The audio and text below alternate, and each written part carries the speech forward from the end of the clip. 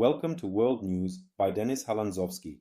If you value calm, fact-based, and deeply analytical reporting, please subscribe, leave a comment, and share your perspective.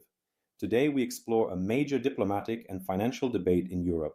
Should frozen Russian assets be used to support Ukraine's defense and rebuilding efforts? The answer is shaping alliances, legal discussions, and future strategy. Since Russia launched its full-scale invasion of Ukraine, Western nations, especially within the European Union, froze an unprecedented volume of Russian assets. These include central bank reserves, sovereign investments, corporate holdings, and private funds belonging to Russian entities.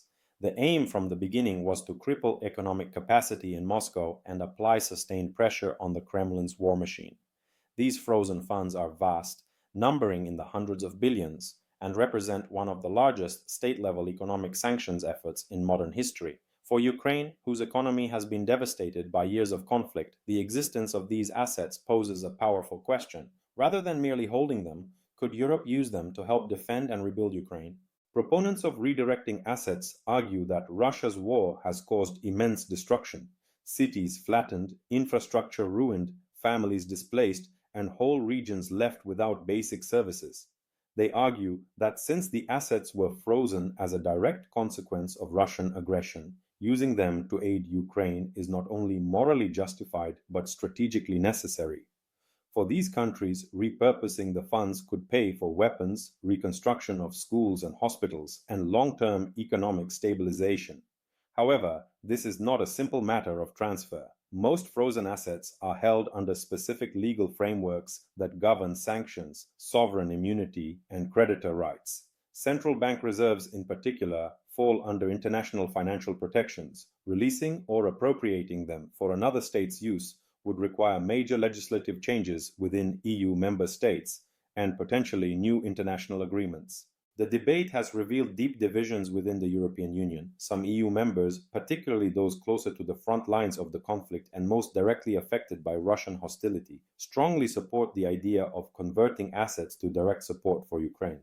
They frame this not as punishment but as justice, to help a sovereign nation recover from destruction forced upon it by a neighboring aggressor. Other countries, however, are more hesitant.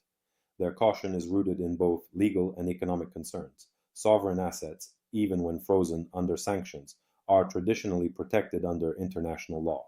Using them to fund another nation could set a precedent that other countries might later exploit, potentially putting their own foreign reserves at risk. For these states, protecting the integrity of international financial norms is as important as supporting Ukraine. There are also worries about financial stability. Central bank reserves are a cornerstone of global confidence in markets. If sovereign funds can be reallocated without compensatory mechanisms, investors could perceive greater risk, which in turn could affect currency valuations, bond markets, and long-term economic partnerships. Beyond legal technicalities, the debate reflects political differences. Some leaders see bold action as necessary to match the moral urgency of the times. Others prioritize caution and predictability in international finance.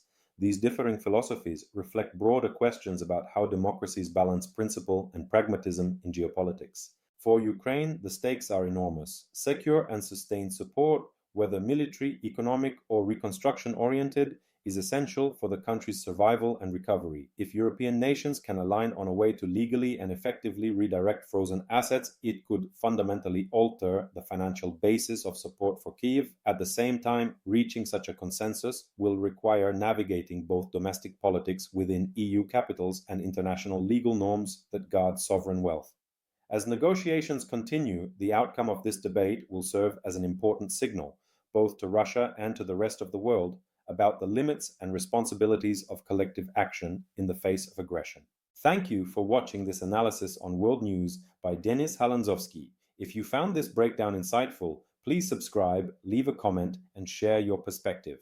Independent, calm analysis helps us understand the forces shaping this pivotal moment in history. Stay informed and see you in the next update.